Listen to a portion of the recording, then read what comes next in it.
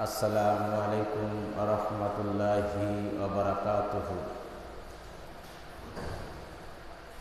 নাহমাদুহু ওয়া নাস্তাঈনুহু ওয়া নাস্তাগফিরুহু ওয়া নাউযু বিল্লাহি মিন শুরুরি আনফুসিনা। মান ইয়াহদিয়াল্লাহু ফালা মুদিল্লা লাহু ওয়া মান ইউদ্লিলহু ফালা হাদিয়া লাহু।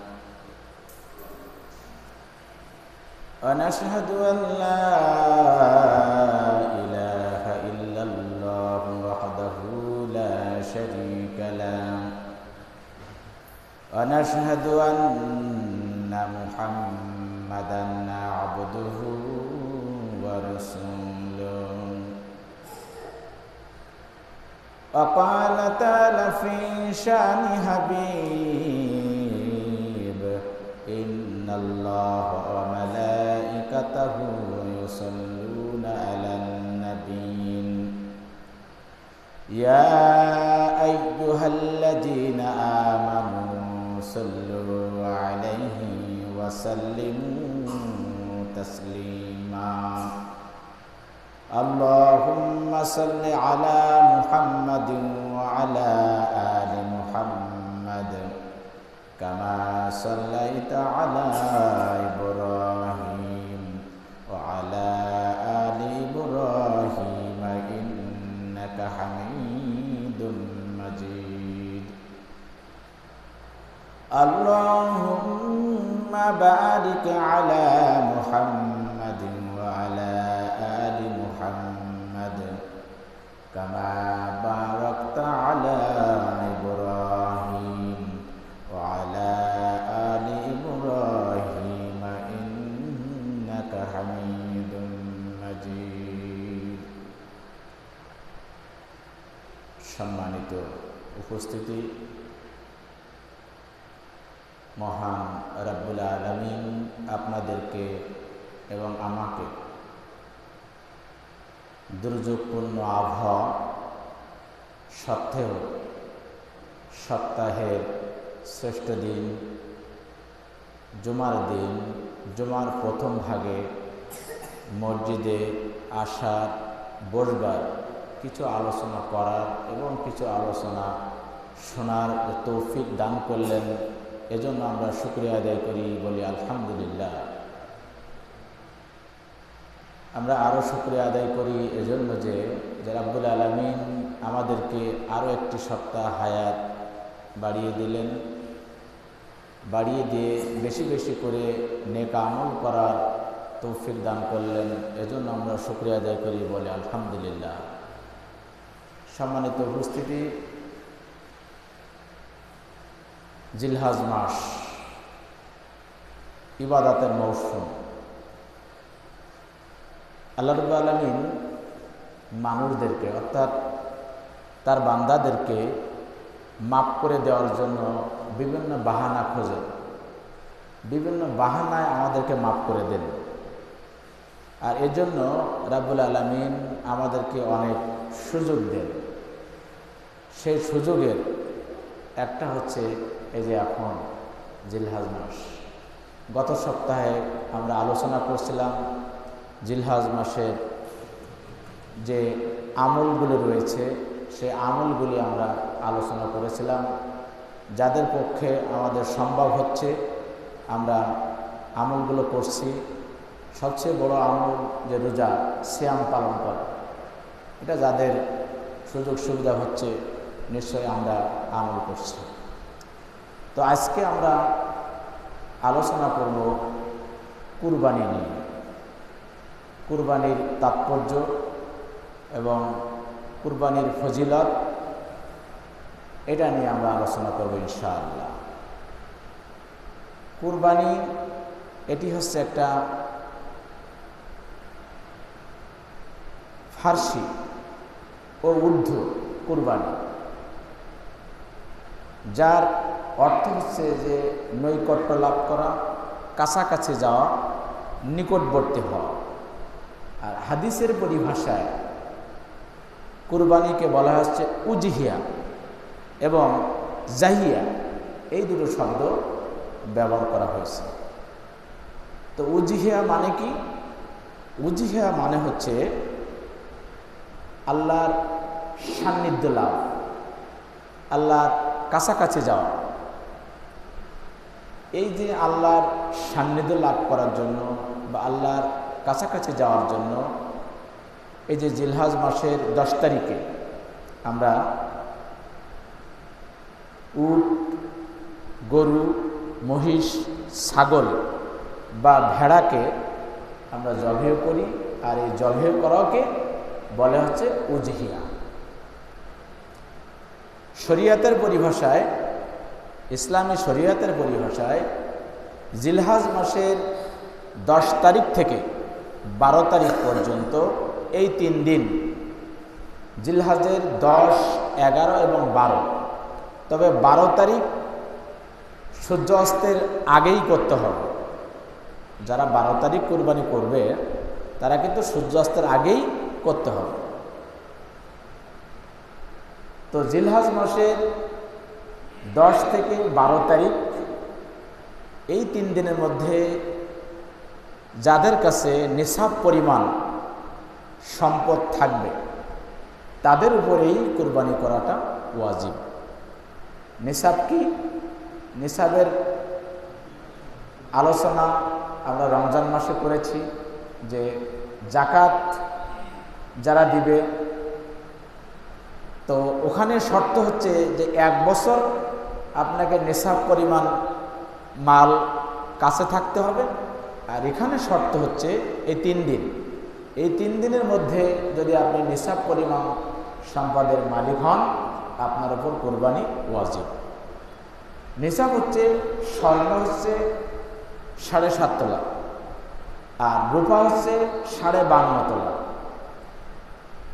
এখন বিভিন্ন ইমামদের অভিমত হচ্ছে যে একজনের কাছে ধরেন 7.5 তোলা সোনা নেই, তার কাছে যদি কিছু স্বর্ণ এবং কিছু রূপা মিলে যদি ওই 52.5 তোলা রূপার সমপরিমাণ হয়, তাহলে তাকেও কুরবানি দিতে হবে এবং সেও নিসাব পরিমাণ সম্পদের মালিক।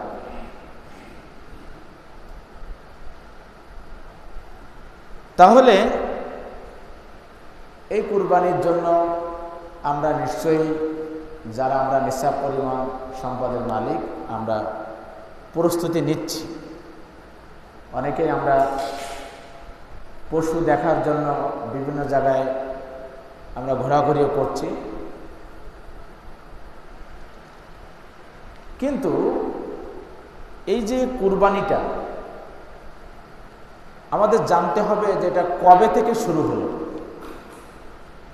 বা কুরবানির ইতিহাসটা কি, কোথার থেকে আসলো এই কুরবানি, এটা আমাদের জানা দরকার। যদিও আমরা জানি, তারপরেও আল্লাহ রাব্বুল আলামিন নবী করিম সাল্লাল্লাহু আলাইহি ওয়াসাল্লামকে বলছেন যে জানলেও এটা বলতে হবে। এটা বলার মধ্যে 2টো উপকার। একটা উপকার হচ্ছে যে ইমানদারদের, যারা ইমানদার তাদের হচ্ছে ইমানটা আরো মজবুত হয়, আর কি হয়, তাদের উপকারও হয়।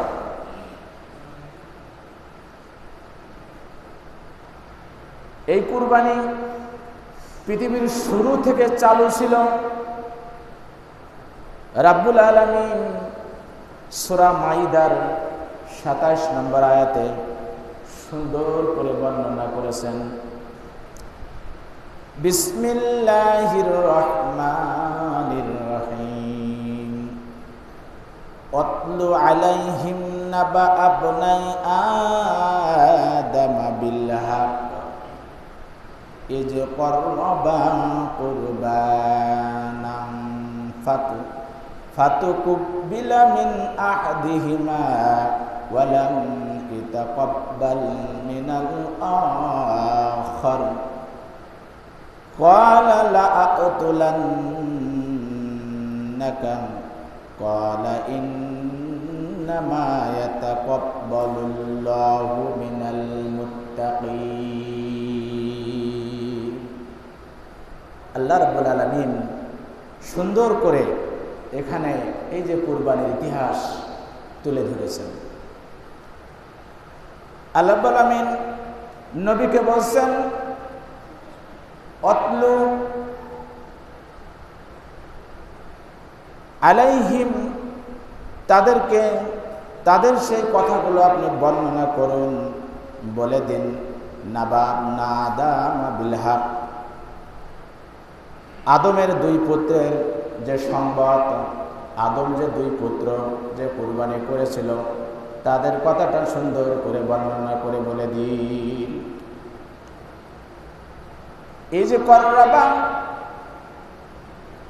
কুরবানান ফাতুকুবিলা মিন আহাদিহিমা, এই যে কররাবা, যখন তারা উভয় কুরবানি পেশ করলো, ফাতুকুবিলা মিন আহাদিহিমা, অতঃপর তাদের একজনের কুরবানি গ্রহণ করা হলো, ওয়ালাম ইতাকাব্বাল মিনাল আখার, কিন্তু অন্যজনের কুরবানি কবুল করা হলো না, অন্যজনের কুরবানি গ্রহণ করা হলো না। এখন হযরত আদম আলাইহিস সালামের যখন সন্তান হতো, একসাথে দুটো করে সন্তান হতো, একটা ছেলে এবং একটা মেয়ে। তখনকার ওই একসাথে যে দুইজন সন্তান হতো ওরাই ছিল হচ্ছে আপন, এবং অন্য জোড়া যে সন্তান ছিল ওগুলো আপন ছিল না। তখন পৃথিবীতে মানুষ ছিল না, এজন্য এক জোড়ার ছেলের সাথে আরেক জোড়ার মেয়ের সাথে বিবাহ হতো, এবং আরেক জোড়ার মেয়ের সাথে আরেক জোড়ার ছেলের সাথে এভাবে ভেঙে ভেঙে বিবাহ সম্পন্ন দেওয়া হতো। তো এমনি করে হযরত আদম আলাইহিস সালামের দুই সন্তান, কাবিলের সাথে যে মেয়েটা জন্মগ্রহণ করেছিল সে ছিল খুবই সুন্দরী এবং তার নাম ছিল আকলিমা, এবং হাবিলের সাথে যে মেয়েটা জন্মগ্রহণ করেছিল সে একটু কম সুন্দরী ছিল, একটু কুৎসিত ছিল, একটু কালো ছিল, তার নাম ছিল লিউজা। এখন তখনকার বিধান মতে, তখনকার নিয়ম অনুযায়ী হাবিল সে বিয়ে করবে কাবিলের সাথে যে মেয়েটা হয়েছে, আর কাবিল বিয়ে করবে হচ্ছে হাবিলের সাথে যে মেয়েটা হয়েছে। কিন্তু যখন এই বিধান হযরত আদম আলাইহিস সালাম তাদেরকে শুনিয়ে দিলেন, এই বিধান যখন আদম আলাইহিস সালাম তাদেরকে বললেন, বলার পরে কাবিল সে বেঁকে বসলো। কাবিল বলল যে না, আমি এটা মানি না, আমি এটা মানব না, আমি ওই কুৎসিত মেয়েকে আমি বিবাহ করতে পারবো না। আদম আলাইহিস সালাম তাকে বুঝালেন, তাকে বোঝানোর পরে কোনোভাবেই সে মানতে চায় না, সে মোটে মানবেই না। যখন সে মানবে না তখন রব্বুল আলামিন বিধান দিয়ে দিলেন যে দুজনকে কুরবানি করতে বললেন। যার কুরবানি আল্লাহ আলামিন কবুল করবেন তার সাথে বিবাহ হবে সুন্দরী আকলিমা।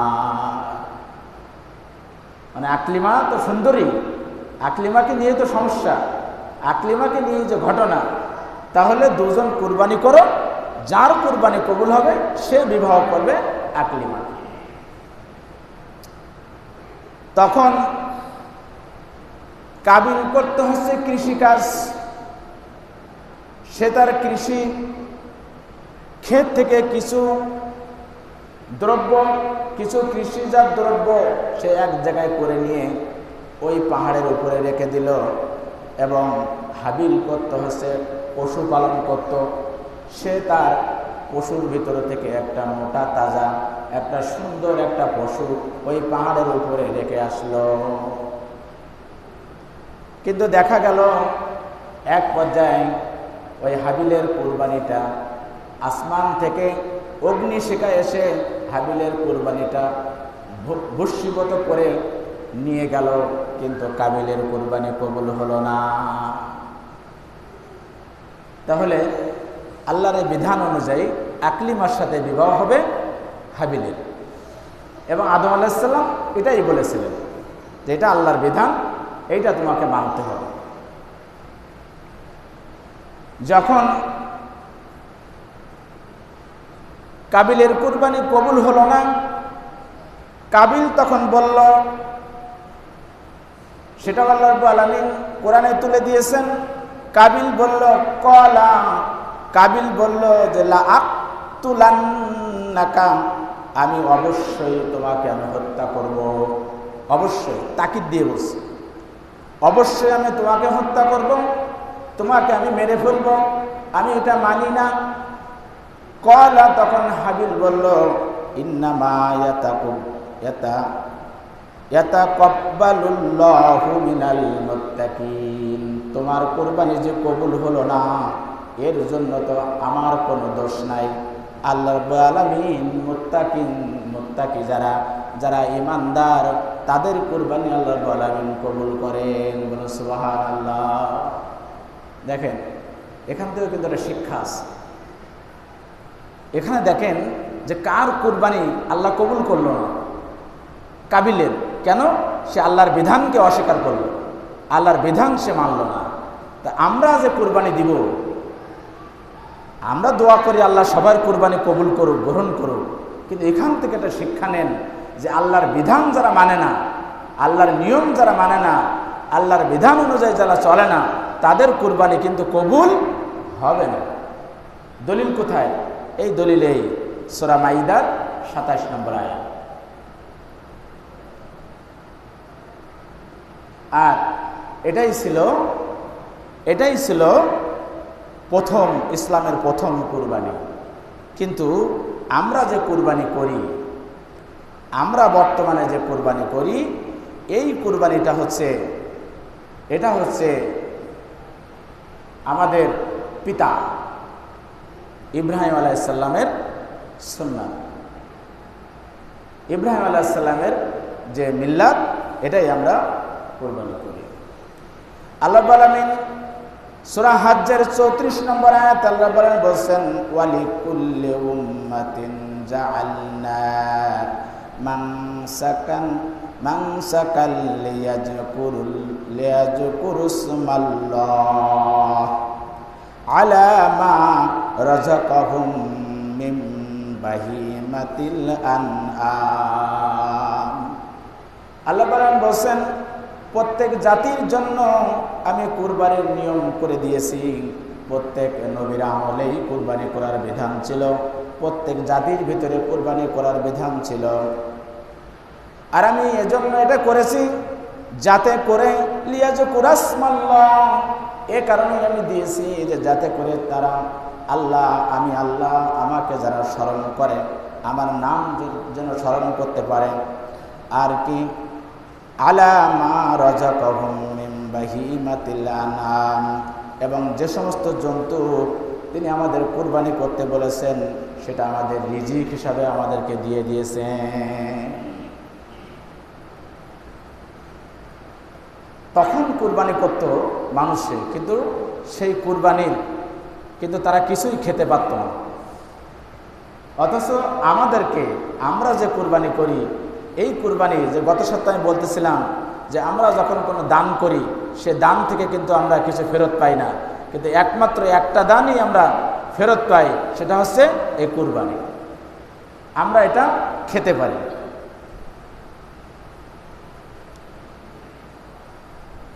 বর্তমান ধারায় আমরা যে কুরবানি করি, এই কুরবানিটা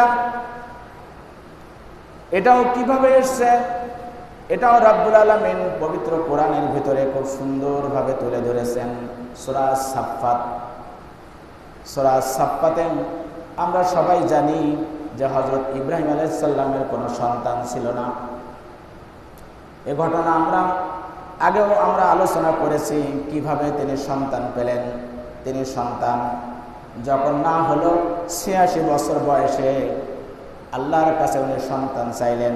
আল্লাহর কাছে যে সন্তান চাইলেন সেটা আল্লাহ রাব্বুল আলামিন কোরআনে তুলে ধরেছেন, রব্বি হাবলি মিনাস সালিহিন, যে হে আমার রব, আমাকে সৎ কর্মশীল একটা সন্তান আমাকে দান করুন। এভাবে যখন চাইলেন, ফাবাশশারনাহু বিগুলামিন হালিম, তারপর আল্লাহ রাব্বুল আলামিন তাকে একটা সন্তানের সুসংবাদ দিয়ে দিলেন। সন্তান যদি না হয় তাহলে সন্তান আমরা চাইব কার কাছে? আল্লাহর কাছে, নাকি কোনো বাবার দরবারে? বাবার দরবারে যাব? হ্যাঁ, 8 রশি 9 রশি 7 রশি এরকম যে রশিগুলো আছে সেই রশির কাছে কি যাব? না। বা তাবিজ নেব? না। আমরা চাইব আল্লাহর কাছে। এটা আল্লাহর বলেন, কোরআনেই আমাদেরকে শিখিয়ে দিলেন। কোনো মাজারেও আমরা যাব না। যাব মাজারে, কিন্তু মাজার জিয়ারাত করতে যাব, কিন্তু মাজারে যে আমরা চাইব না যে বাবা তুমি আমাকে একটা সন্তান দাও, বাবা তুমি আমার পরীক্ষায় A+ পাইয়ে দাও, বাবা তুমি আমার কন্যাটিকে বিবাহ দিয়ে দাও, বাবা তুমি আমার ভালো একটা চাকরি দাও, এটা আমরা বলবো না। আমরা যদি চাইতে হয় আল্লাহর কাছে চাইব, যেটা আল্লাহ বলেন আমাদেরকে শিখিয়ে দিয়েছেন। সূরা আশ-শুরার 49 এবং 50 নম্বর আয়াতে রাব্বুল আলামিন বলেন, লিল্লাহি মুলকুস সামাওয়াতি ওয়াল আরদ ইয়াখলুকু মা ইয়াশাউ ইয়াহবু লিমান ইয়াশাউ ইনাসান ওয়া ইয়াহবু লিমান ইয়াশাউ যুকরান আও ইযাবিজুহুম যুকরানাও ওয়া ইনাসা ওয়া ইয়াজআলু মান ইয়াশাউ আকিমা। আল্লাহ আলামিন সুন্দর করে বলে দিচ্ছেন যে লিল্লাহি মুলকুস সামাওয়াতি ওয়াল আরদ, আসমান এবং জমিনের মালিক হচ্ছে আমি হচ্ছে আসমান এবং জমিনের মালিক। আমি সৃষ্টি করি, আমি যা ইচ্ছা আমি তাই সৃষ্টি করি। ইয়াহাবু লিমান ইয়াশা, যাকে ইচ্ছা আমি দিয়ে দেই। ইনাসান, কন্যা সন্তান দিয়ে দিই। ওয়া ইয়াহাবু লিমান ইয়াশা যুকরা, যাকে ইচ্ছা আমি পুত্র দিয়ে দিই। আও ইউযাবিজুহুম, এবং যাকে ইচ্ছা আমি মিলিয়ে দিয়ে দিই। আমি কন্যাও দিই, আবার আমি পুত্র দেই, আবার পুত্র কন্যাও একসাথে দেই, আবার আমি কন্যাও একসাথে দেই। এটা সব কিছু আমি দিয়ে থাকি। এবার আল্লাহ বলে আরাম বলছেন ওয়ায়াজআলু মান ইয়াশাউ আকিমা, এবং যাকে ইচ্ছা আমি বন্ধা করে রেখে দেই। সব কিছুর মালিক আমি আল্লাহ, সব কিছু এটা করি। সুতরাং তোমাদের যদি কিছু চাইতে হয় তোমরা আমার কাছে চাও। এরপরে ইব্রাহিম আলাইহিস সালাম সন্তান পেলেন, সন্তান তার হয়ে গেল। সন্তান হওয়ার পরও সন্তানকে আল্লাহর আদেশে আবার দিয়ে আসলেন মক্কা শরীফের কাছাকাছি। এই আলোচনা আমরা আগেই করেছি। এরপরে রাব্বুল আলামিন এরপরে আবার বলছেন, সেটাও রাব্বুল আলামিন কোরআনে তুলে দিয়েছেন। ফালাম্মা বালাগা মাউসাম ক্বালা ইয়া বুনাইয়া ইন্নী